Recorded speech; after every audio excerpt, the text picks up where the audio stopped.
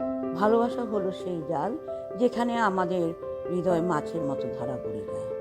নমস্কার বন্ধুরা, আবার তোমাদের কাছে ফিরে এলাম একটা ভিডিও নিয়ে। দেখো, আমরা বাইরে থেকেও নিজের জায়গার মাছের স্বাদ নিতে পাই, সেই আজ তোমাদের সঙ্গে শেয়ার করব। ভাজা মাছের টুকরো টুকরো স্বাদ যা মনকে করে তোলে আনন্দময়। জানো তো, আমার অ্যাপার্টমেন্টের উল্টো দিকেই একটা সুপার মার্কেট আছে। সেখানে বিভিন্ন রকমের বাঙালি আনা মাছ পাওয়া যায়।